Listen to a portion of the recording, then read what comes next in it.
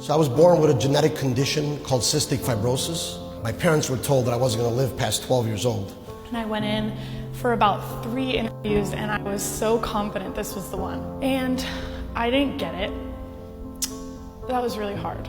For the longest time, I'd also wanted to be a dad, and I'm gay, so it's not like I could be 16 and pregnant in the backseat of a Chevy or something. Over 400 people came. I was one of 10 girls that got called back. He picked everybody in front of who he wanted, and he didn't pick me, and I was like, wow, I've worked my butt off for this. So here we were, newly married, and I didn't have a job. But it was a time when there wasn't very much support in regards to women's rights. I was playing mud football with a bunch of my friends. My kneecap got severely dislocated, and I ended up having to have surgery, and it was really a terrifying time for me. She read the script, I got it back. Every single page had notes on it. This is the rejection part.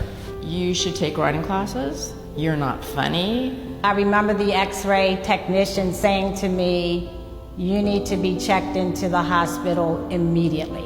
Everything is supposed to be golden. It was a business school, and I went to an Ivy League business school, and I just was like devastated from not having anything happening and seeing all friends, things happen for them.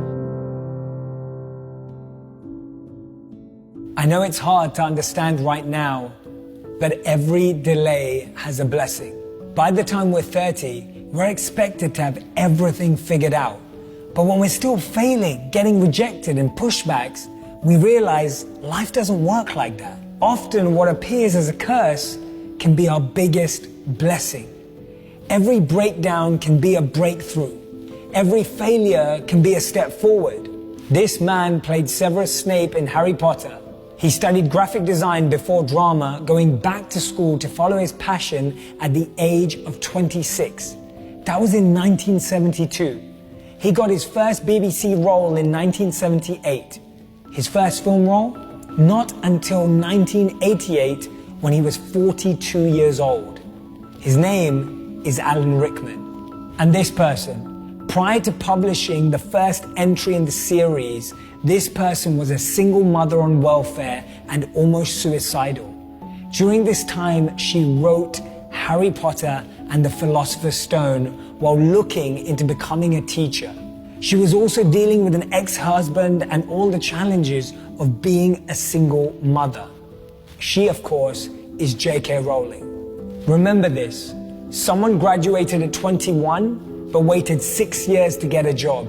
Someone had no education but was a millionaire at 21. Someone got married at 20 but divorced 5 years later. Someone got married at 35 but found everlasting love. It's not about being quick, instant, or now.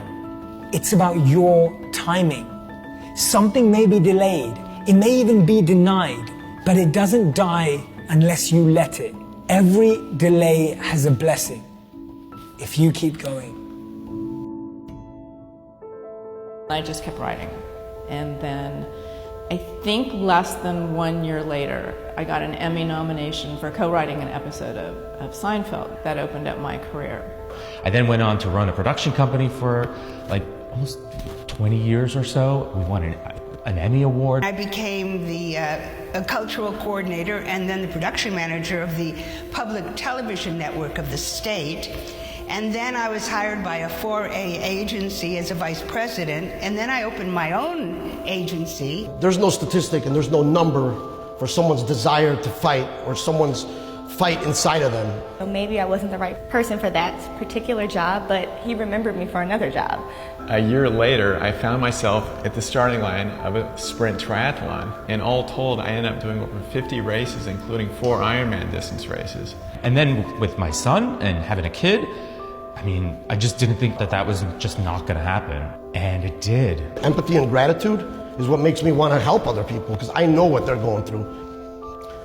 You remember your donor and you honor them by helping others. And I believe that your mind definitely affects you if you're not in that mindset to stay positive, especially when you're challenged with an illness. And everything that you're going through right now, no matter how painful and how hard it is for you to get through, you'll get through it and you'll be stronger because of it.